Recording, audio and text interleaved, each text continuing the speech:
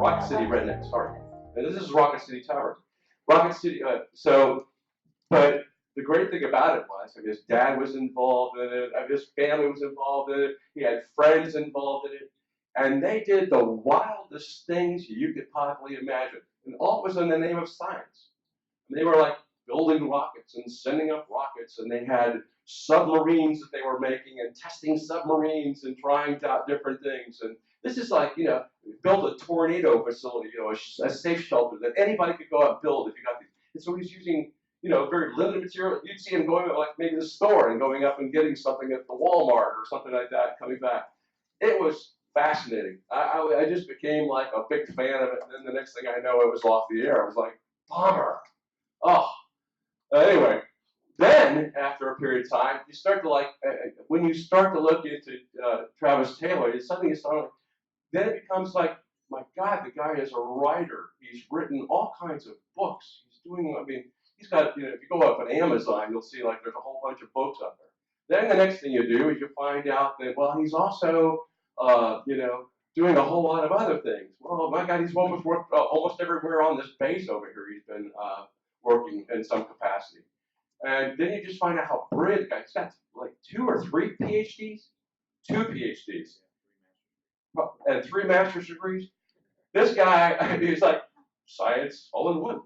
I mean, it's like impressive as all get out. So I am extremely thrilled the fact that we have Dr. Taylor here to talk to us. And he would have been here last night with us, but he was actually, he works over there at the Arsenal, and the commander says, I want you to do something, you do it, and he was working late last night. So that's just the way that is. But without further ado, I'd like to introduce Dr. Travis Taylor here.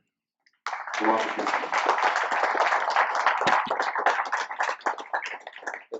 Thanks, Rich. I'm going to use my phone so that I don't go over with this, because this talk is actually what I've given this talk 1,000 different ways, 1,000 different times. It actually originated. I was working for a 3-letter agency after 9/11, and we were in a conference room in a skiff somewhere in D.C. and there's some colonel who was getting coffee for our generals says something like, well, we'll never be able to understand this asymmetric war until we can walk a mile in their shoes. And I giggled, and they looked at me because, I was sitting in the back, and I giggled. And I said, well, Americans, poor people, have PlayStations and a car and a big screen TV. We will never be able to put ourselves in the asymmetric side shoes because they don't even have shoes. And I said, the only time Americans would be in an asymmetric war is if we were invaded by aliens. And I said that, kind of tongue in cheek. Well, after the break, we're sitting around at the vending machine, and this colonel comes up to me and a guy from one of the other 3-letter agencies, and he says, so what would we do if we were invaded by aliens? And my mentor into the intelligence community at the time, Dr. Bob Bowen, and I, we're looking at each other and we go, well, what would we do? And so we started looking to see if there were protocols. We asked a bunch of generals, we asked a bunch of people that were in the DIA and stuff like that, and nobody actually ever said anything other than we would treat it like any other attack and follow standard attack protocols. And we never found in any place that we were access to look at a document that says this is what we do, right? Break seal in case of alien invasion. Never happened. And so we spent about the next 2 or 3 years looking into it, compiling data, thinking about things, and this is sort of what came out of it. And some of it will piss you off, right? Because everybody thinks they have the need to know, and I'm going to explain to you why you don't have the need to know. And then we'll go from there. But I also will explain to you that conspiracies are illegal. And that always bothers people when I do this. If I go to like a UFO conference or when I do Alien Con, because they all think that it's a big, dark, deep conspiracy or whatever. So it was compiled into a book, and this is the book, not a shameless plug, but the big thing is the chief scientist of the NRO at the time for Mazant thought it was a great book, thought it was a great idea, and there was a Undersecretary of State was really intrigued by it as well. I find that interesting. And then we dedicated it to all the people that lost their lives in 9/11 and so on. And so Rich told you about me. I'm not going to go into too much detail about it, but I've worked in the space defense industry since I was 17, and it's what I've always wanted to do. And so my two PhDs are in optical science and engineering and in aerospace systems engineering. My master's degrees are in physics, aerospace, and astronomy, and my bachelor's is in electrical engineering with a heavy minor in physics and blah, blah, blah. All the TV shows I've done, I'm not going to go into it, but you can see me nowadays mostly on Ancient Aliens, and I've got a new show I'm working on that'll probably come out later in the year. Here we go. Books, he said I write books. Okay, so what we're going to talk about, and I meant to point this out. I said I do this 1,000 different ways, 1,000 different times. Every year I teach, they actually teach a class out of my book at the Air Force University at Maxwell Air Force Base to the officers in the Space Cadet School. And so they have me as a guest lecturer. So once a year I go down and I teach it to a room full of Air Force and other agency seniors that are hoping to be officers in whatever branch of the military they're in the space arena. Like if we're in the Army, that'd be called FA-40s. But anyway, so it's a lot longer. Actually, these are the charts for the 3-hour talk, and so I'm going to flip through some of them that I won't talk about. And that's why I'm telling you that. We're going to talk about the probability of an alien invasion first, and then we're going to talk about how we would have war, and I'll mention a little bit about alien motivation. I'm not going to go into that too much. How we would respond. The big one that everybody hates is the need to know. And in fact, I got it. Some woman started cussing at me at the Alien Con in Baltimore because she had the need to know, by God. And then we'll have the conclusions and discussion and whatever. All right. So the probability of an alien invasion. That's one of the first things you have to talk about to get over the giggle factor. When you have this conversation with a lot of people, there is this big giggle factor, and everybody thinks they know that there's the whatever probability of aliens happening or not, and or an alien invasion occurring, and they always usually base it on Fermi's paradox, which I think is, well, you'll see in a minute that Fermi is completely wrong about how he did it from a mathematical standpoint. But they also will see this, the Drake equation. Yay, it's just a probability equation where you say, okay, you got probability of stars forming, probability of stars that form, or stars that could form planets, probability that planets form, probability that planets form are rocky, probability that planets are in the Goldilocks zone where liquid water could occur, because we assume that all life in the universe must be based on water for whatever reason. And then the probability that life then becomes intelligent, then the probability that life decides, they're going to send out a big booming signal to Carl Sagan with the cure for cancer. And that's pretty much what the Drake equation says. And so I got to looking at that and started looking, and this analysis book was written like 2006-ish, 2007. So there's even more data to change this calculation now, because we know now that planets are pretty much the garbage that's left over when stars form. And we know now that almost every star we've looked at has a planet that's somehow or other close to a Goldilocks-like zone. So moving on. And when you do this calculation, so I modify the Drake equation, say, yeah, let's add another one on there that they become travelers, that they're going to leave their place and come here. And so there's who knows what that probability is, but it's got to be finite between 0 and 1, right? So it's either 0 or somewhere between there and 1. And so you can stick that on there and create sort of a related rate equation that tells you the likelihood that they would travel from wherever they are to here. And you can kind of create bounds on it that says, within the period of, say, 1 billion years, the likelihood of civilizations that form that might want to travel here is somewhere in the order of 1 billion. And that's within the galaxy. That's not within the universe, because completely different in the universe. There are 10 to the 22 stars in the known universe. First of all, we don't know what the hell that means, the known universe, right? Well, I don't know what that means. And I have suspicions about it, because we can look with our telescopes and see near the edge of the universe that there are galaxies that are like 13 billion light years away that have stars that are 4 billion years old in them.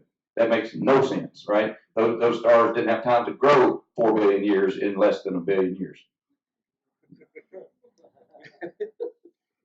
So let's talk about that. If there are these civilizations and they are somewhere. We're right out here somewhere. This is a Milky Way like galaxy. We never sent a probe out to take a picture of the Milky Way galaxy. So I always find that funny when we look in books and on the internet that says, this is the Milky Way galaxy. Who took that picture? Some Zeta Reticulum or something. I don't know. But anyway, so we're somewhere in a place like this. And what's missing is we've now discovered there's a big ring around our galaxy called the Monoceros ring. And you know, every time you see a picture of the Milky Way galaxy without a big halo around it, you know it's really not the Milky Way galaxy. So, but anyway, we're somewhere out here, and if there are, say, within 1,000 light years following that graph that I just showed you, then there's likely to be something like, 50,000 maybe civilizations within that region. That's the upper bound, of course. Could be zero. Could be zero. And you see these are just numbers that you can plug into that. That really means nothing. But one thing that we did decide was if you realize that that equation is all about probabilities of things occurring, and you realize that probabilities are finite of things occurring in this universe, then even if it's 0.0000000000001 of a probability of something happening, it's still finite. It's not zero, right? And so you will get a finite probability of an alien invasion. It doesn't matter if it's really, really close to zero, but it's non-zero. That means there is a possibility that it could happen. And that's one of the things that a lot of people tend to kind of overlook. Now, let's talk about how Fermi made a huge blunder. During the Manhattan Project, they would sit around, you know, von Neumann, for example, came up with the idea for von Neumann probes during the Manhattan Project kind of era. And they would sit around and ponder these great things while they were figuring out how to blow stuff up.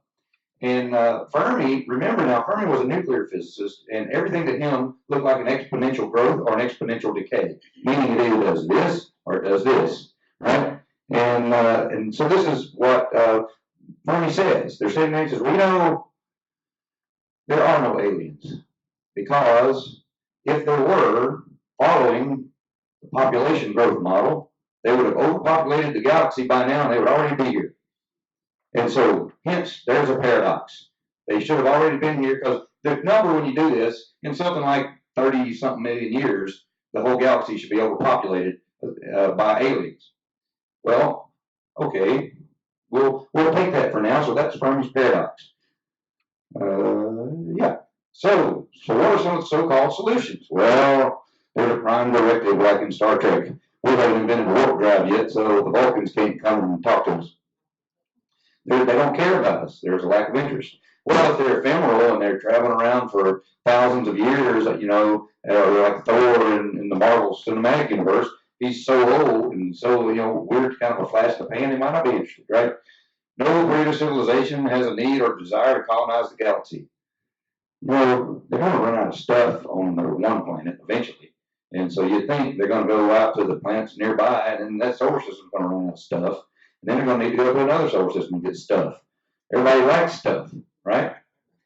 And we are the first civilization to develop in 13.7 billion years. I mean, clearly there was other civilizations on this planet we don't even know about because we're finding crap all the time. Y'all ever watch Ancient Aliens? Right? I'm not saying they're aliens, but Giorgio will. We're already the results of a colonization effort. Now that's David Childress. He'll say that. It is too technologically difficult. Now that's horse hockey. That just means we don't know how to do it yet, right? And if you can imagine it, sooner or later somebody's going to do it. All right, and in 13.7 billion years, somebody's going to figure it out. We've been overlooked. The universe is pretty big, but we're pretty noisy, and we put out a bunch of light, and we'll show you that in a minute. Now, or perhaps we're being visited on a regular basis and just do not know it. Well, every night when you wake up at 3:33 and you can't move. All right, so here's what I'll say is Fermi's big blunder.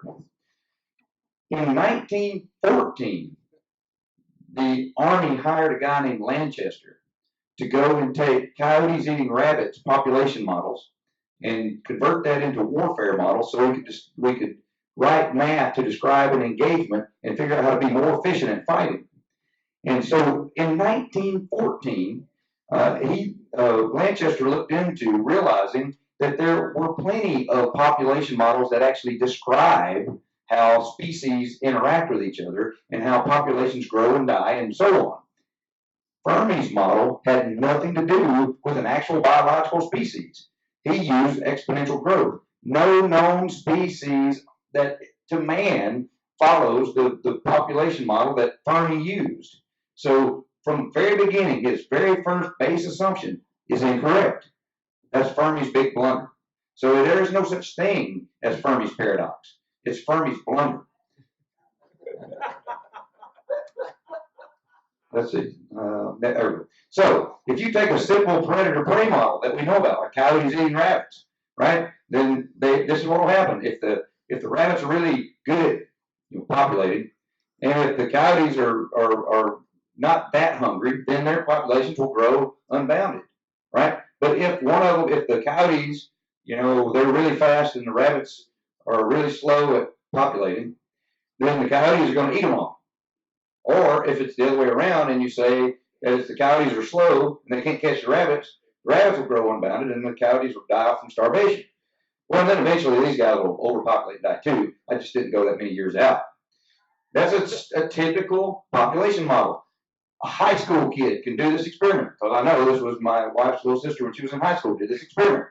We took yeast and grew it on the tabletop and looked at it with a microscope. We counted over time, and it follows what's known as the Volterra model or the logistics model of growth. And it's a completely different equation than what Fermi started with.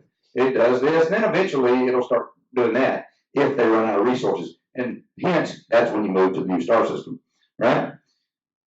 So once again, Fermi made a big blunder. You can use systems engineering and Laplace transforms and so on to create a model of population systems that is a standard linear systems model that talks about war, famine, disease, medical advances, longevity. You can add a loop to this feedback loop any way you want to and create a complete model that gives you a model of civilization, culture, and species population and growth. And what's interesting is you can also inject forcing functions to it, something from outside the system, like maybe it's the Anunnaki. They come in and inject something into us like intelligence. Who knows? I think they missed some of us. And so then every chance I get, I have to discredit Carl Sagan with something.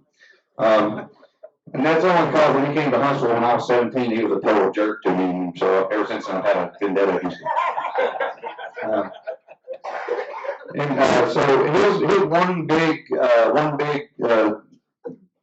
influence or submission to science was Kardashev created this scale that says we're going to describe aliens with certain powers of their civilization. Well, Carl Sagan did a curve fit to it. Whoa! And so that's the curve fit Carl Sagan came up with. And the problem with the Kardashev scale is that it talks about just power.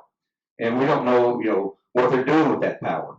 And from terms of a defending the planet type standpoint, I found it a lot easier to start talking about how fast they could travel and move logistics, materials, war machine from here to there. And remember, I wrote this and had this from a standpoint of defending the planet, not, I'm assuming there is some malicious intent to start with. And so what we did was create a scale that talks about their power, but their speed factor, classified on something like a warp factor from Star Trek. So alpha 1s, they can only travel the speed of light, and then alpha 5s is God, right? They're Q, they can snap their fingers and go from one side of the galaxy to the other. And then the different variations logarithmically between them. You can see where they fit on the Kardashev scale, actually. So, and that allows us to actually talk about them a little bit more. Now, here is the thing that most people can't understand. I've never actually seen this anywhere ever before, except when Dr. Bowman and I came up with the idea. If you're Q, you're Q from Star Trek. If you don't watch Star Trek, then I'll tell you, Q can snap his fingers and travel across the galaxy as he wants to. But he is still limited by the laws of physics within the universe. And if we live here, wrong slide, wrong button. If we live here and we say the first sign of civilization on this planet that you might could see from some other planet isn't radio in 1936. It's not campfires. It's buildings. It's structures. Because there was a paper, actually a whole book written by Claudio Marcano in around 2000 time frame that shows that you could use the gravitational lens of a star as the primary objective of a telescope. And if you go out to our star, the objective is out about 650 astronomical units, way out past the Kuiper belt. And you would put your focal plane array there, your camera, and then you could use it to look at any star in the universe you wanted to. And within our galaxy, you could image buildings on a planet around another star. Now, there's some things that have to be fixed, but I'm assuming these guys are smart, right? You know, because there's errors in the gravitational anomalies around the surface of the chromosphere and all that kind of stuff, but whatever. But assuming they're smart, they have a telescope that they can look and see any planet or whatever. And then they would have to see it and say, oh, that looks interesting. They might be building buildings. Let's go look. Well, the first big structures that we know of were built about 5,000 years ago on this planet. Well, Giorgio might say they were built 10,000 years ago. Well, that only makes the circle a little bigger. So assuming that light travels from the sun, hits these objects on Earth, these buildings, travels out into the heavens, and it would travel this far, right? And only that far would they see right now that we have stuff being built. And it might be interesting enough to go see. So if you're a godlike alien, then you can snap your fingers and come visit us. These guys out here, the gods, have no idea that we're here. Okay? So think about that. You think, oh, well, the galaxy's so full of Thors and Odins and whoever else, the hell else wants to come eat us. They don't even know we're here, unless they have a technology, of course, that allows them to look faster than the speed of light. Wrap your head around that. All right, so, now I will say, so if, let me go back, one more thing to say. So if you are an alpha 1 and you can travel the speed of light, then if they saw us 5,000 years ago building something, they could be here by now out to 5,000 light years away. So there could be some lesser evolved civilizations that could be getting here. If they're alpha 2s, 3s, or 4s, then, you know, they could get here on out to right at the edge of that circle. So think about that, and just play the speed of light game. You know, our stuff says 5 to 10,000 years out there. That 10,000 light year circle is when they're just finding out. Then based on their speed, when will they get here? So if they're only 600 light years away, certainly they could be here. If they're only 4.5 light years away, they've probably been here, right? So, and then there's the other, excuse me, one of the things that people tend to overlook also is the universe is a thing that follows the central limit theorem. The central limit theorem tells us that all things are pretty much random Gaussian variables. You take tests in school, they grade you on that bell curve, right? Well, that bell curve is a Gaussian curve. It's the guy that came up with the math for that curve. And most people are in the, let's go to see if I got a picture of it. Yeah, most people are in the average right here, the B and C students. Then you have your F and D students down here and your B and A students out here. So now, if you think about that and you start placing life form motivation or descriptions within that, then what does that mean? Well, I hope to hell that we're at least the average. Because you know, what if we're not at least in here? What if we're out here somewhere? We'll be in trouble, right? So Fermi's paradox has been debunked. Remember, it is Fermi's blunder now. And so when you are somewhere and somebody starts telling you about, well, it's Fermi's paradox, just kind of giggle. Well, let me tell you something. The detailed analysis show that there is a finite number of life in the universe, and no species known to man follows Fermi's mathematics. His assumption is a blunder. And so doing the math shows that even the godlike aliens don't know we're here and want to visit us unless they live within 10,000 light years away, or they have some other godlike capability to see us. And then most of them ignore the central limit theorem, and once again, Fermi's paradox is a scientific blunder. Now that I said that, I want to say this, because that's what I call the famous scientist syndrome. Because Fermi was a famous scientist, people believed him. We are still looking today in quantum physics for a stupid local hidden variable theorem because Einstein didn't like quantum physics, right? And we know that the local hidden variable theorem is stupid. So all you local hidden variable people out there, sorry. And then there's another thing. Carl Sagan said this, that just irritates the hell out of me. Extraordinary claims require extraordinary evidence. That's not the scientific method. I went to school for 26 years to learn the scientific method. Never once did it say anywhere in the scientific method that, it said that Bacon came up with that says you made an extraordinary claim, create an extraordinary hypothesis, and create extraordinary results. No, the scientific method says, all right, do your research and create a hypothesis. Then you have to create an experiment that you can test that hypothesis with, and then you have to have repeatable results from that experiment and report their results. I never heard the word extraordinary in any of that, right? What it's doing is it's by saying these things like that, it's creating a culture where doing the actual science and engineering of something like this phenomena creates a giggle factor in the standard community because they believe the famous science syndrome, the famous scientist syndrome. And so we've got to get beyond that, right? And I don't believe in being a skeptic, and I don't believe in being a believer. I believe in following the scientific method. Something either is or it isn't. We'll do an experiment and see if we can get repeatable results. Okay, you can kick the soapbox out from under me now. So let's do the fun stuff. Let's go fight the aliens. Right, so there's a book, famous book they teach at the War College. It's called How to Make War. And How to Make War has these 12 principles of war by Dunnigan, the guy's name that wrote the book. And it goes through all the 12 things that they teach the officers that they need to know when they're going to go and engage in warfare.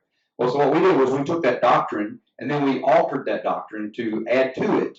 What if the invader is something of extraordinary extraterrestrial origin, right? What if the invasion is different? And so, interestingly enough, Dunnigan's rules do apply, but you need to think of them a little bit outside the box. Now, that is a whole talk. When I do this with the officers at the Air Force Academy, that takes an hour just to talk about the next few slides. So I'm just going to zip through it, but just realize that we did look at this from a warfare doctrine that we actually use to train our officers in. Okay. So with that, we took Manchester's laws for modeling warfare, and we created our standard warfare model that we use. In fact, we're actually using a model very much like this right now to get war game war 2050. If we got into a shooting war with the Chinese or the Russians, and this model comes from Manchester's laws, and we've got another one actually that I'm working on with my team that we use. It's called a quantifiable judgment model, and then there's another one that TRADOC uses as a stochastic model, and it uses it's a big software. It costs billions of dollars. Called Cast4. But the idea is it's red on blue, just like. And oh, by the way, any gaming engine that's like Fortnite or America's Army or Army of One and Call of Duty, they use this exact same model to calculate attrition rates, engagements or ambushes, and all those kinds of things. All right, and so you can write all those lines. Each one of those lines were an engagement of red on blue, and you can write a couple differential equations and keep adding pieces to it depending on what type of engagement you add. And the trick here is why I did this is to add force multipliers into the model. A force multiplier is, say, you invent an armor that stops a bullet 10 times. So they have to shoot you 10 times to hit you once. Well, that's a force multiplier of 10. Well, now we can start quantifying the types of engagements we might get. And we can kind of guess if it's an Alpha 2, for example, they're traveling really fast. If they hit a piece of space dust, it's going to blow their ship up. So they've got to have some kind of metamaterials, some material technology that we don't understand, or shields, which, from science fiction. And so then there's a force multiplier, right? We would have to figure out with it. What if they have teleportation capabilities, which means, okay, how do you do it? Well, think about it. It's in the logistics part of the equation that says we can move troops from here to there at this speed, or we can move guns from here to there at this speed. We can move food and water, whatever, those types of things. Remember, sort of the warfare doctrine is an army moves on its feet and on its stomach, right? Logistics is the key. And you can model all that within this warfare model. And the point was, all right, is this thing stuck? There we go. Oh, too many. The point was, all right, settle down. All right, to start doing some simulations of alien invasions based on various multipliers and see what would happen. Could we survive any of it? And again, it's a rudimentary model. We can make as detailed as we want, but I ran this in like 2009 on a whatever PC, probably a Pentium back then, I don't know. And so it took a while to run this model. And so if you start with two forces that have equal number of forces, say 100 troops or 100 battalions or 100 whatever you want to call them, and they have completely equal capabilities, and they have an insurge of troops every so often. That's why you get these peaks. All right, we just send another 20 troops in, and they're going to fight to a stalemate, pretty much. They're just going to fight each other, and continually go on forever and ever and ever and ever and ever and ever and ever. And what if blue force starts with 10% fewer? Well, 10% fewer isn't quite enough. There's a rule that Dunnigan talks about, and a buddy of mine as a ranger told me the more you use, the fewer you lose. That soldiers will often say. Well, so if you start them out with significant more, then you started treating them pretty good, and you're down to like in the single digits of troops. You're pretty much whooped at that point. And then what if you start out with a force multiplier of just 5? What if they have to shoot you 5 times to your 1? Look at the difference that makes. That's pretty significant. You reach 0 troops pretty quickly, right? Now, the only possibility when we ran about 1,000 cases where humanity won in a situation where we tried to model the movie Independence Day, where there was one big giant culture with all their people came here, and they were so advanced they could travel from one star to the other, and they had force multipliers that averaged out to probably end up being about 100. And the only time that they didn't just immediately decimate us was if. Now, it's this one right. Is this the one? Yeah. So if you look here, they started out with their whole civilization, and we started out with our troops, and they started treating us really, really seriously. But for some reason, we started to come back over time. We started slowly growing. And if you spread it on out, you can see we actually caught up. And what this ended up being was we were fighting guerrilla warfare tactics. Every female that was of birthing age was pregnant with triplets. And this is the only way we can make the solution work out, right? And every child that was old enough to carry a gun was carrying a gun. And if you weren't carrying a gun, then you were in the logistics trail of the situation. So everybody was a part of the war machine. And what it ended up being, when we realized we took the same model, and when we modeled the Soviet-Afghan war, it was the exact same model. So what we've just done was created a model for asymmetric warfare and long engagement. But that tells us that if we're going to hold out against a much more advanced civilization, that we would have to do something much like the Mujahideen did, and create a situation where it's so tasking for them over time that they want to give up and leave. Right? It's not worth it anymore. And that's our best bet. If it's that particular engagement, there could be so many different variations on the engagements, it's crazy. All right, so where are you going to hide? This is one thing I want everybody to realize. The first place the aliens are going to attack, it looks to me like Paris. Because it's the brightest spot on the map. Right? And then the next brightest spot on the map, well, New York's gone. Eastern Seaboard, looks like Tallahassee, and then LA and San Diego, and then poor Japan. But so if you're going to go somewhere, I mean, hey, around here, I'm getting in my vehicle and I'm going to drive out to. There's a little dark spot right there called Bankhead National Forest. Then there's one a little bit closer to Atlanta called Talladega National Forest, but it's too close to Atlanta, so I'm not going there. So really, in the U.S., you're screwed. I mean. So what you need to do is get on a plane as quick as you can and fly over to the Congo or the desert or down in Brazil somewhere, or maybe up by the Nazca lines. For some reason, they're not going to come back and look at that. I don't know. But anyway, this gives you a point. The Outback's a good place. Yeah. Looks like Antarctica might be a good place. So think about it, though. I mean, what's going to happen? These are the places that are going to be gone. Right? You hit the industrial complexes and the military complexes when you get here. So what about civil defense? This is one of the things I always talk. So You always say, I have a need to know, I have a need to know. Well, then what are you going to do about it if you do know? You know that hurricanes hit, you know that tornadoes hit, and what do you do about it? Many people don't do a damn thing about it. Think about when Katrina hit. We said, Katrina's coming, guys. New Orleans, hey, you people live under the floodplain by about 10 feet below sea level. There's a big Category 5 hurricane coming. It's going to be there next week. Did any of them leave? What happened? It hits, and then they're all trapped there, right? Well, 2 weeks later, hey, you guys, there's another hurricane coming. It's called Rita. You need to get out of there. Guess what happens? They waited till the day it hit, and they all got in their cars and got stuck on the interstate. So then all of them were stuck on the interstate. So think about it. Your civil defense plan needs to be a little bit better than that. And I think it's not something that we're going to be able to create as a national or global civil defense plan. It's an individual civil defense plan. So in the case that this were to happen, it's going to be a lot of it up to you because we're not doing it from the big holistic picture downward very well. What about NEOs? Yeah, think about that. What if we knew a NEO was going to hit the Earth, a near-Earth object? Well, you know, there's been several cases where we've discovered that there was a NEO that was as close to us as the Earth is to the Moon, and we discovered it like 3 days before it was that close. And those 3 days, you're not going to have much time to do much, right? Other than maybe just get drunk and have a party. End of the world party. Those are the best kind. Yeah. So, let's see. The Warmall showed you're on your own. Dig in and hide out. Stay mobile, though. First, dig in for the initial onslaught. Let it happen. Then you got to stay mobile. Go where they are not. It's kind of like in baseball. They say hit them where they ain't. That's what you got to do, right?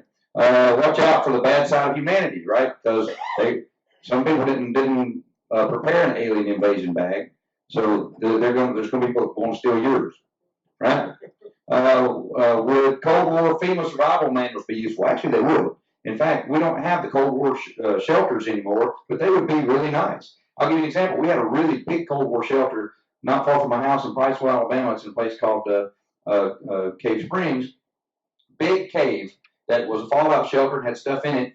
And this fruit bat started living in the cave. So they fenced the cave off because of stupid fruit bats living in there. And so if we ever have tornadoes, now they've removed the entire community shelter because they don't want anybody to go and bother those bats. And so we got to get over our own stupidity also. Let's see what else. Where do we get to? To win, we got to be Mujahideen type, the Rebel Alliance from Star Wars, you know, whatever, and or the Swamp Fox guerrilla warfare in Revolutionary War. That's the kind of war we'll be in, maybe.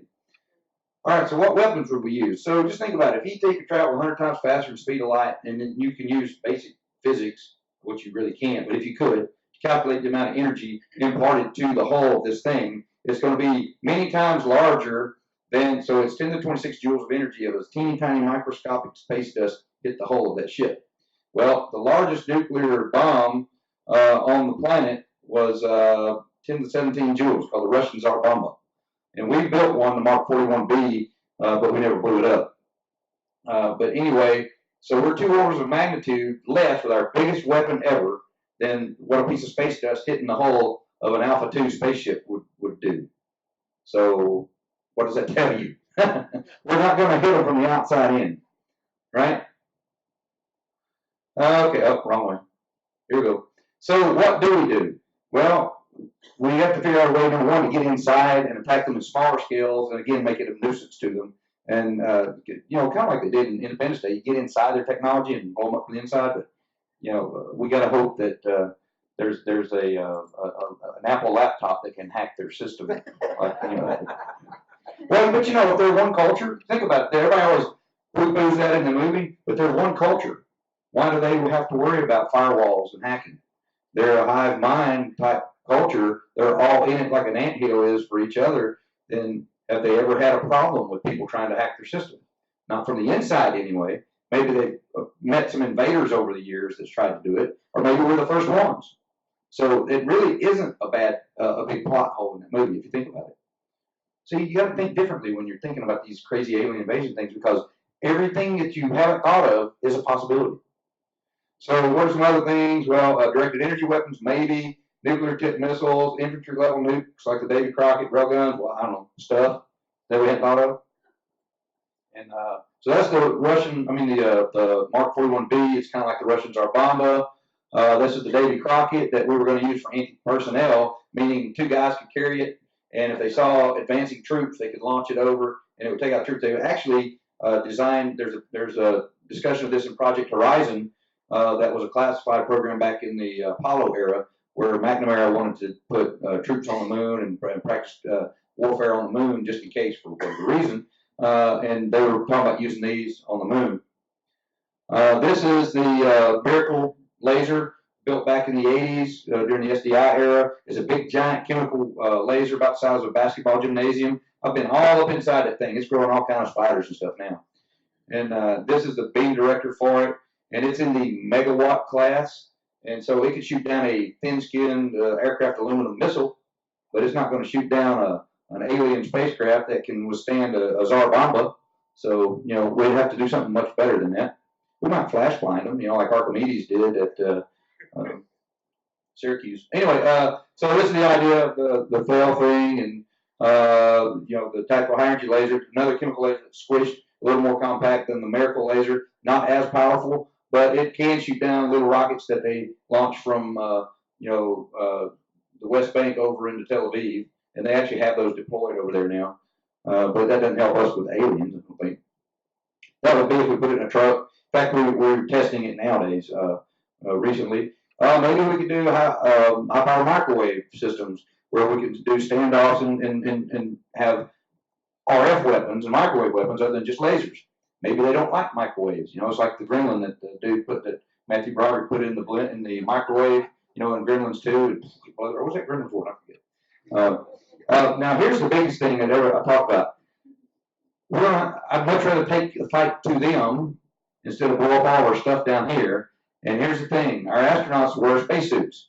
And so before they go on EVA, I've done some EVA training before, they bring the pressure in the space station down, or spacecraft down to about a third of an atmosphere. So about 4 or 5 PSI. And then they get into spacesuits and inflate them to 4 or 5 PSI. And then they go outside to where it's a vacuum. And so they're inside a balloon. And they look like the Michelin tire man. And when they do stuff, and that's why when you see them on EVA and you hear them, if you ever watch, they get a wrench. They move.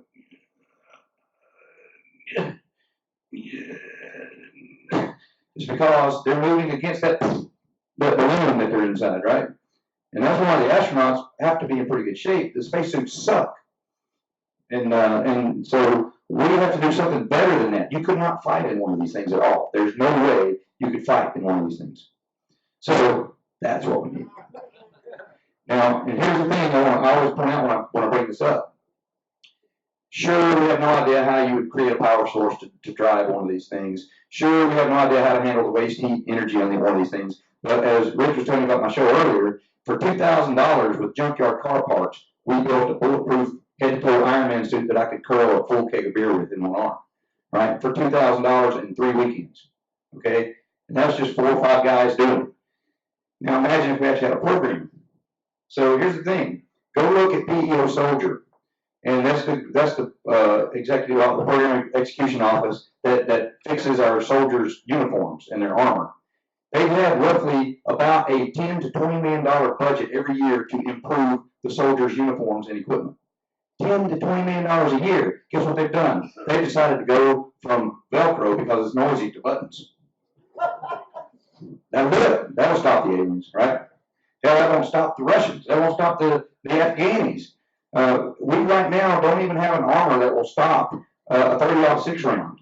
We certainly can't stop a 50 cal Barrett. And we don't have a program to develop non-Newtonian physics armor to do that, right? There's no program to do it. So we are not going to get here to there if we don't do something about it. And we need this anyway. For if we go to Mars, we go back to the moon, we want to move stuff around and do things. So in Apollo 12, Pete Conrad and Alan Bean are out there trying to do a core sample using a handheld auger. And they get about 6 inches deep into the lunar regolith, and it locks up, and it tosses Alan Bean over onto his back. And there he is turtled. He's on the back of his life support system, and his legs, and everybody at home giggled. Everybody at Mission Control went, because were he injured, were his suit punctured, were his life support system damaged, Conrad could likely not have drug him back into the lunar excursion module in time before he died of either asphyxiation or freezing to death. So we need these for all sorts of reasons. It would make forklifts go out of business, so you'd have to get in league with them because their union would probably get upset. We also need some other things. Think about the Battle of Fallujah.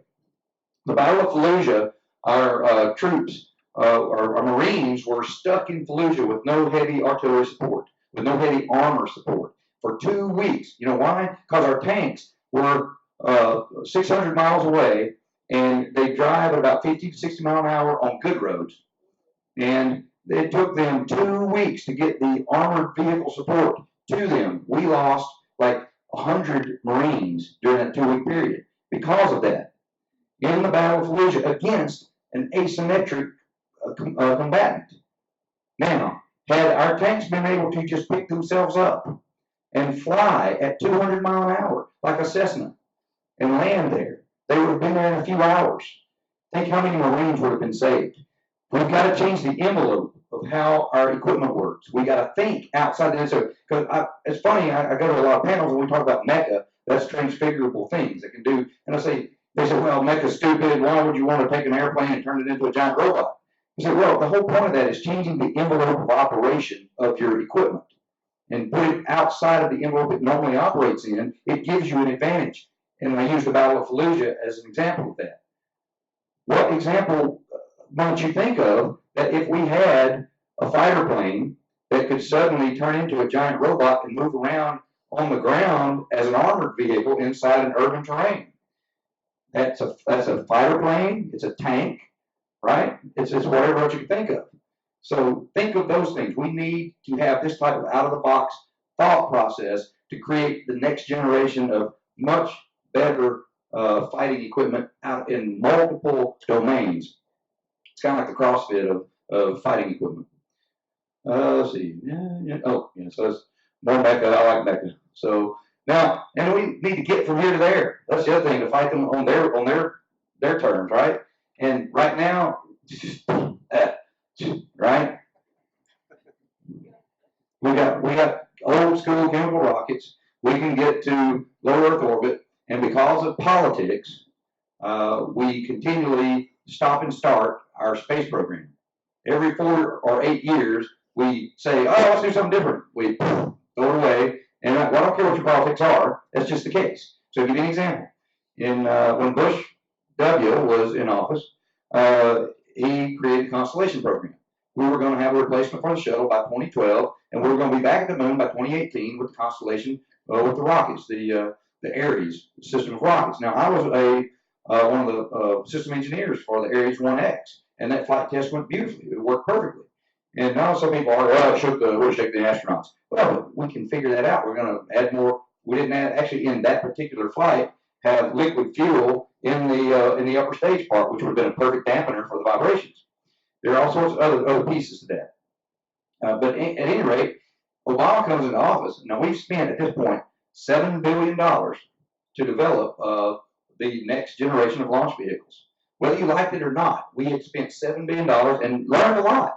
And we were on track within a year, space defense stuff, within a year is right on schedule, right? And then Obama was like, well, you know what? I don't like this program. We're going to start over. Throw all that stuff in the trash, all that $7 billion in the trash, and let's start all over with a new program, the Senate launch system. Oh, wait, space launch system, I'm sorry. So at any rate, we start doing that. Oh, and then also we're gonna do commercial space. Well, let me tell you about commercial space. Everybody says Elon Musk did SpaceX all on his own dime and all that crap. Well, why is ULA suing the hell out of NASA because of it? Because before Elon Musk even had a Falcon 9 drawn on a napkin, NASA gave him a $3 billion contract for launch services, which is in violation of the FAR, if you ask me. But that's Travis Taylor's private citizen's opinion, by the way. And so what do? We got some rockets, blah, blah, blah. We've got some spacecraft that can move around pretty slowly. We got some stuff, we got maybe, but not the Dragon. No, I'm not saying that SpaceX did do some amazing stuff where they can land 2 rockets at the same time and all that kind of stuff with the throwback booster idea. Of course, we had that idea back in the 70s, right? We just now finally paid somebody to do it. So, nowhere close to what we need. Yeah, it's nowhere close to what we need. We need a Space Force that's got stuff, right? It's got orbiting platforms, it's got space fighters, it's got space troops that have Iron Man suits, you know, that can do war in space. And people say, well, why do we need a Space Force if there's no aliens? Well, let me tell you. Guess what happened as soon as we started creating the treasure hunting and pillaging of the New World by taking our ships across the ocean, finding gold and resources and chocolate and you know, cocoa and cocaine and whatever else it was we found, and we started taking it back across. Pirates, right? Pirates. Now you think about that. What happened then? So the British and the Spanish and the French navies set up navies to go and protect the shipping lanes.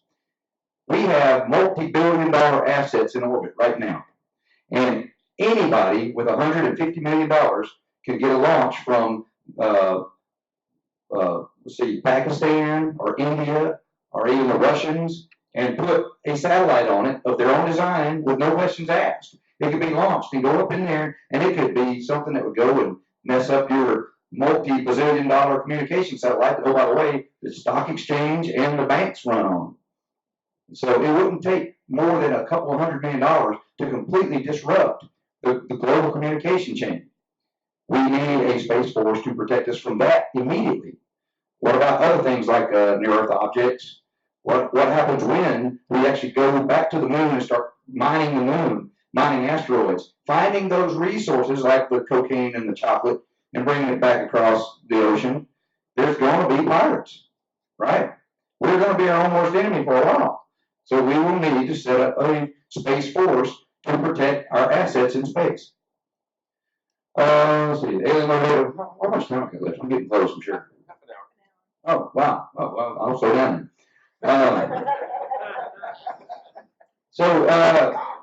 This is kind of the weird shift is alien motivation. Everybody always says, well, why would they come here? Why would they care? And then they always say, oh, they want our water.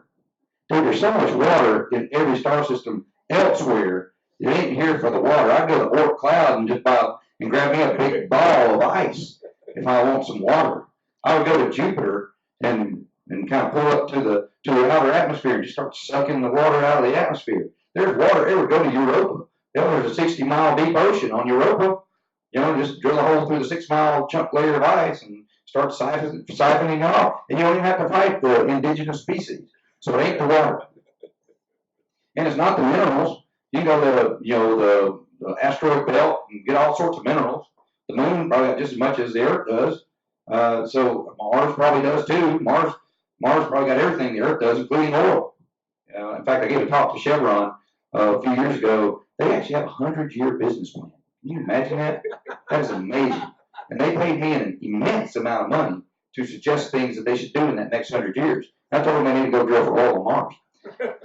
and I calculated and I showed them the research program they'd have to do in order to be able to do it. It was going to cost something on the order of $100 billion. They said, we spend that much money in internal research all the time. So think about that.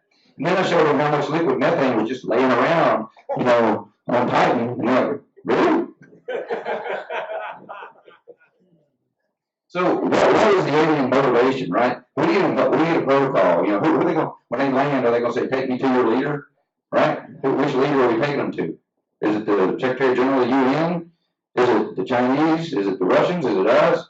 Is it the king of some little providence in I don't know, Africa or Asia or somewhere that nobody's ever heard of? How do we decide?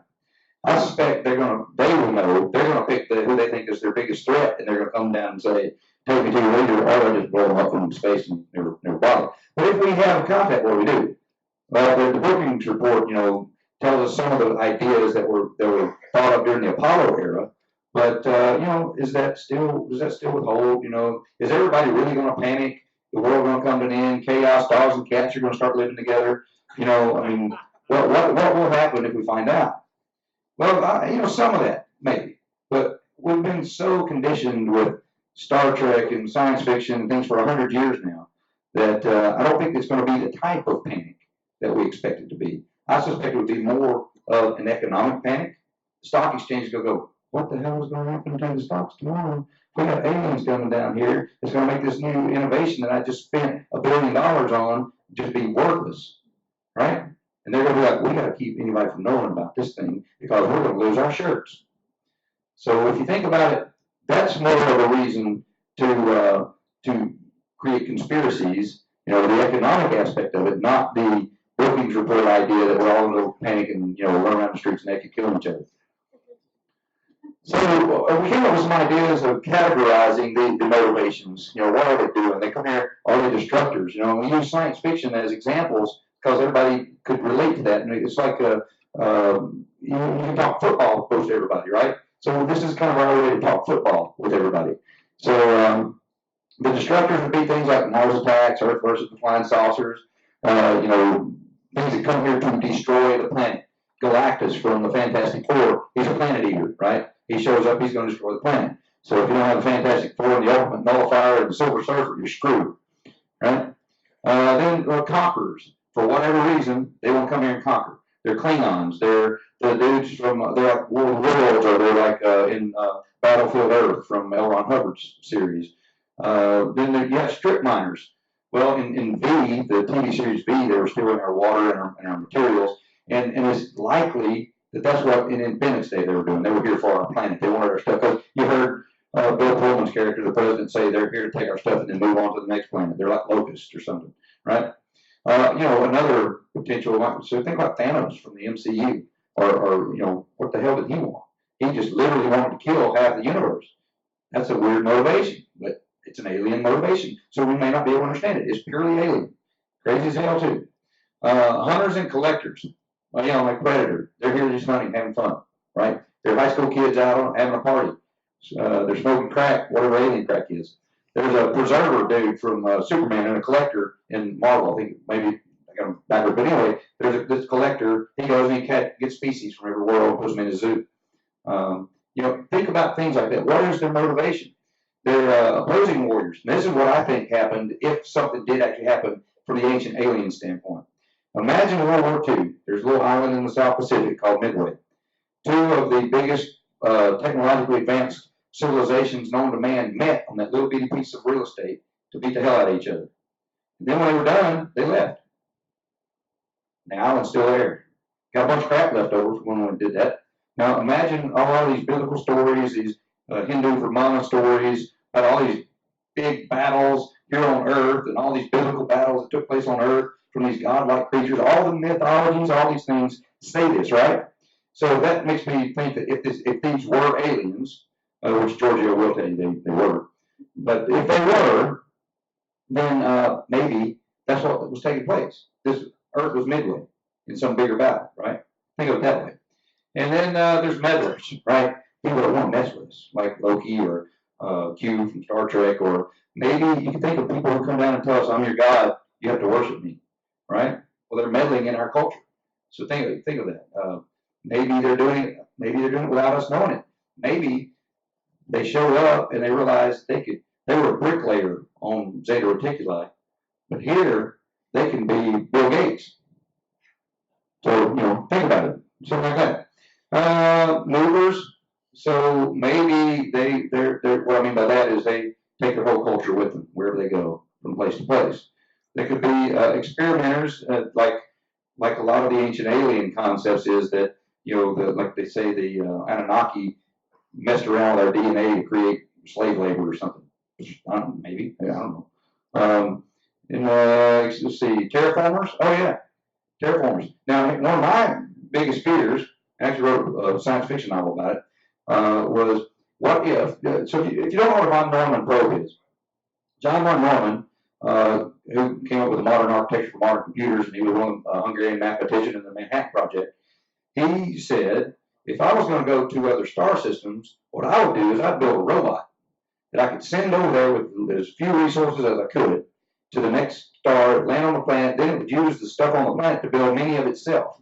And then when it was through building all of itself, like critical mass, whatever that number is, then it would build the roads and commodes. It would build everything I need so that when I get there, I show up and the planet's got everything. I can go and walk in my copy of my house, sit on my couch, turn on TV, and watch my favorite TV show. And so that's the idea. Now, what if von Neumann probes came here? If they're not programmed to worry about the indigenous species and only to terraform and rebuild the planet for its masters, then we've got an army of, robots doing this. But what if they're nanotech robots? The best way to mutate a species to do something is to infect it with a virus. And do you realize that there's a flu epidemic in 1917 that happened about the same time as we passed through the tail of a comet?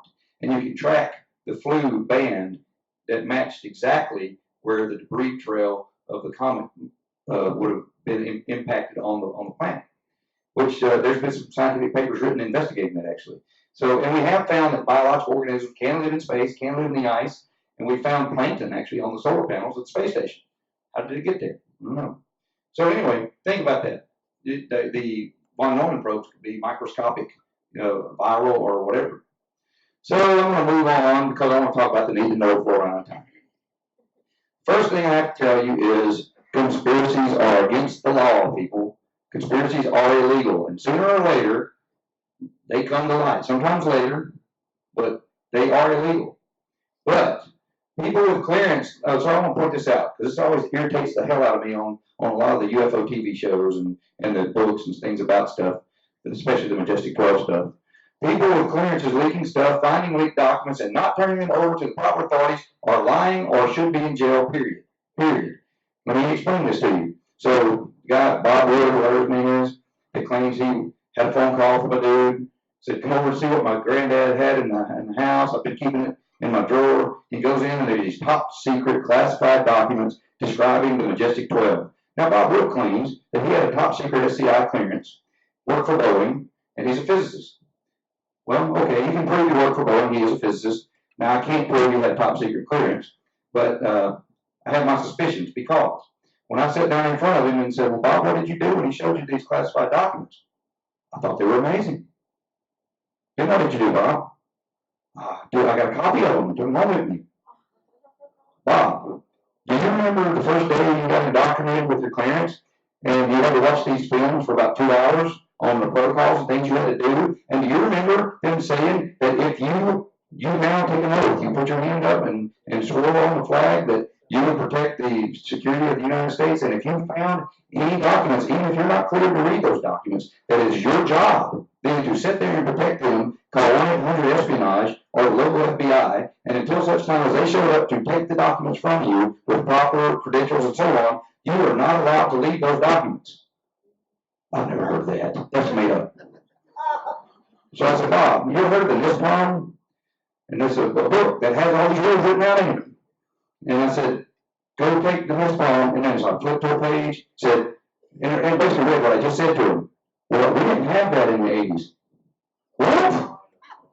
So I'm telling you right now, be very skeptical of these people who claim to have had clearances and who claim to take these. So if they did, if he did this, if it was real, okay, and I can't debunk that they're not real, right? But if they are real, then Bob violated his oath to the United States of America, and there he should be in jail for treason. That's how I feel about it. So, nothing to sugarcoat it. No, I'm sorry for that. Now, so what does have a need to know debunking experiment? What would you do? What can you do? A secret weapon must be just that, a secret. That was my favorite quote that Robert Heinlein wrote in, I think it was Farnham's Freehold, maybe, or, oh, no, it was the sixth column. Yeah, sixth column, he said, a secret weapon must be just that, a secret. Now, what you can do, not just what can you do, but what you can do. Conspiracy is illegal, so do you have a need to know? So let's see a debunking experiment. So an alien spacecraft and a full complement of dead bodies were found just outside one of our nation's Air Force bases. Presently, no details of why aliens were here can be ascertained. How would your classmates answer the following simple yes or no questions? And this is one of the experiments we do in the Air Force class. So these are some folks, and I asked them questions. Question one, should the public be told we have evidence of extraterrestrial life? Should the public be told we have found alien bodies? Should the public be told we've recovered alien technology? Does public knowledge create even a mighty possible threat to national security? And should the incident be kept above top secret? So even within some folks that I had worked with for a while and so on, we had different answers. And of course, all my answers were pretty much you don't tell anybody. And let me explain why. And I like using Independence Day because so many people have seen that movie. In Independence Day, they get here and they say, well, you've been studying these things since the 40s or 50s, and you haven't done anything. Why didn't you tell us about it? Well, so imagine that these guys are slowing down from the speed of light. And they're out there somewhere about a light year away as they're slowing down. They're near the speed of light. So special relativity is kicking in, and time on their spaceship is a little different than time for us. They send a scout ship out. Boom, get out there and tell us what you see. It crashes in 1947 in Roswell, New Mexico. Right?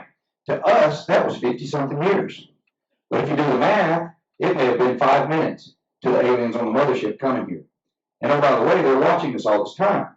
So if we say, oh, our entire civilization is going to get around this thing, we're going to start looking at it, everybody knows about it, we're all talking about it, they're sitting there watching, yeah, they're doing that, yep, they're going to make a oh, they reverse engineered our field generator. Hey, people thing, go get the reverse field generator device and bring it in, right? So think about it. Whatever we're doing in the public eye, clearly they have intelligence, surveillance, and reconnaissance, and they will see us doing it. So this is why we don't even let them know that we know their alien spaceship crashed. We don't want them to even have a clue that we're reverse engineering their technology, because our secret weapon will no longer be what? Now you're getting it. All right. So yeah, I'm gonna combine this. So this one, somebody finds a mummy in Egypt, but there's a flashlight in his pocket. Do we tell anybody about that? Well, let's think about what we should do with that. What if this mummy is doing something? He's a meddler. What if he's in our past and he was actually going to convince everybody that he was the King of Kings, that we should all bow down and worship him, and he'll return in 2,000 years, or his people will return in 2,000 years. So do we let the general public know that this guy may have been set up in a precursor invasion, or do we secretly prepare for when they show up and we know that he was just some dude with a flashlight in his pocket, and when his people showed up, we're ready for him? I don't know. You can work around philosophy and ethics of that yourself.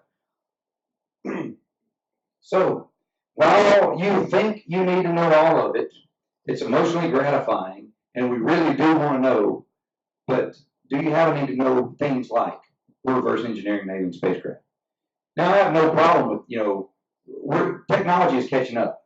One of my master's degrees, one in astronomy, I showed that for $5,000, anybody can build a telescope system and detect a planet around another star. That was the point of that master's thesis, to show how easy it's becoming. And so everybody now has got the technology for very little money to prove that there are planets around other stars. Real soon, more technology is going to improve, and they're going to be able to image these planets or do spectrographic analysis of the atmosphere of the planet and realize there's a civilization on that planet, or that there's chlorophyll or some kind of life on that planet. So we're not going to be able to hide that from the general public, right? There's no reason to at that point. We're catching up as a general populace with general knowledge and abilities to know that the stars are creating life, right? And we're going to know that as a general populace within the next 10 to 50 years. And so that's one of the things. Like, for example, anybody can look at Mars with a spectrum analysis system connected to their telescope and see the methane cycle that's occurring there. There's a diurnal, there's a cycle that's changing with the seasons, that's growing. You see the telltale signs of methane in the summer, and it drops off, and it's not there in the winter, comes back in the spring, dies off in the fall. Guess what? If you look at a swamp, it does the same thing.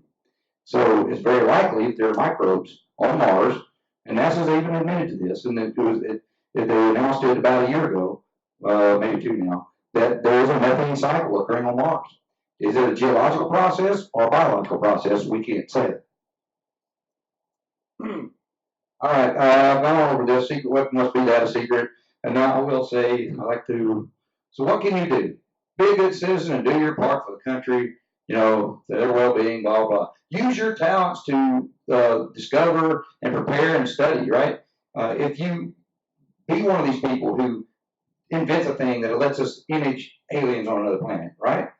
Be one of these people who invents a technology that lets us look at microbes and determine their origin. Be one of these people if you want to know. And here's the thing. Bob and I wrote this book as a resume for the Men in Black. I've got a black suit. If any of you out there, right? You don't even have to buy a new suit. But I will tell you, our allies should operate similarly. But what about our non-allies? Do we trust that the Chinese and the Russians would have our goodwill at heart? Because think about it. If they have a spacecraft and they're reverse engineering it, and let me give you a perfect example. We didn't know this until the last 3 or 4 years. Putin finally admitted it.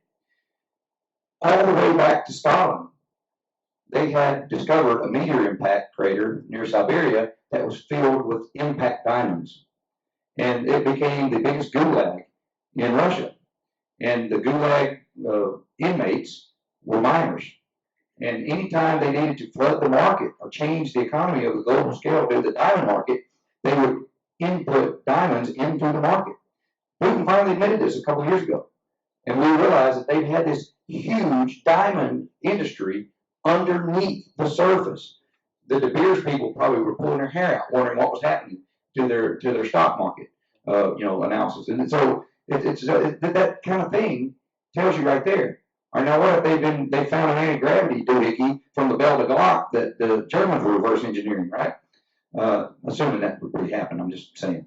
So they would be doing things like creating a intercontinental ballistic missile that we can't do anything to, which they boldly announced, right? We've got a missile that can turn curves, and super velocities and stuff, and haha, Americans, you can do nothing about it. And he says that with his shirt off while he's on a horse. And so the other thing to remember, security leaks and independent thinkers, that would give away secrets or oppose the need for our nation's tech superiority. Traitors should be prosecuted as such. So have a skeptical frame of mind when you hear these things like, so-and-so has got a document or whatever. Conspiracies are illegal, Smoking man in X-Files, that's Hollywood, right? This whole Project Blue Book that's on right now, come on. Trying to spy and sneak into Area 51. Hey guys, it's government facility. You're committing a felony when you do that. Even though you want to know, don't commit a felony because that can come back and bite you. Then there are things like, so they say, well, the president may not have a need to know. Well, if you read the NISPOM and the other security descriptions, there are certain requirements. To get into certain programs, you have to have no criminal record, you have to take a drug test at random. I've taken 4 drug tests in the last 2 years. You have to, you also, the one thing is you have to volunteer to a criminal polygraph as well as a lifestyle polygraph. Now, and you'll see in Hollywood, people beat the polygraph. I put a tack in your shoe or something on a penny. You know what happens when you try to beat a polygraph? You get a no result, and it shows that you're trying to beat a polygraph. And so while you didn't get caught in a lie, you got caught in, hey, he's trying to beat the polygraph. So they throw you out, good job. And so if you are asked, and you will be asked if you try to get into these programs, things like, have you ever speeded? Do you drink while driving? Do you cheat on your wife? Whatever. All these things they might ask you that you could be blackmailed for, or what? Just finding your thought process. And so there's not going to be this weird, dark conspiracy stuff that's happening. Now there might be a conspiracy of incompetence. That can happen in any big bureaucracy, right? But that usually gets caught up with eventually because it's incompetent. It may take 10 years or 20 years, but it usually happens. And then the Freedom of Information Act, well, while we get some things through that, just remember, secret weapon must be secret. Yes, so they're not going to let our secret weapon out through the Freedom of Information Act request, right? That being said. So then finally, what we've done in the past is we've had stuff like Blue Book and Sign and Grudge and now ATIP and so on. And so with what we just said, and I don't know enough about how ATIP occurred and all this kind of thing, and if I did, I probably wouldn't talk about it. But I wonder how these videos can be leaked if they had information in them that were useful or needed to be secret? And if they were leaked, who leaked them and what caused that to happen? I'm not saying somebody did something fraudulent or violated the National Security Act or anything. I'm just saying we need to think about it, right? What's in these videos that could possibly tell us that there's something or nothing? What is the purpose behind it? And is there something that shouldn't have happened because of politics, or something that should have happened because of politics, or what have you? When you come back to the basic aspect of national security, what does it mean that these videos have been released to the public? All right. And I'm not being accusatory. I'm asking. This is think about it. Let's think about what it means, because I can't wrap my head around it yet, because at one point I think there's no way in hell that would get leaked, because if you went out and said that was leaked, then you just violated your security oath. And I think over here, well, maybe it's part of a program. They wanted it out, so it's something we can show the Russians and the Chinese that we know it's there. And then I think, well, but then, so you can see you got the devil on this side and the angel on this side. You don't know what to think, right? All right, so what are you going to do? Get yourself an alien invasion bag, right? And find you a good dark spot and be ready to dig in and be mobile. There we go. I guess that's good enough. And what I should say is somebody should be preparing. We should have an organization. I call it the sixth column in the book, and I'm not going to do it now, but somebody should be developing these technologies like DARPA-esque, developing, there should be a body armor program, a flight envelope program, a space, Earth to space, space to space type program. All these things should be being done, and we are not doing them. I'm hoping that, the Space Force will help get us there, but I'm not exactly sure what the motivation is, other than what I mentioned earlier is probably to protect our assets, which makes perfect sense. So that being said, any questions?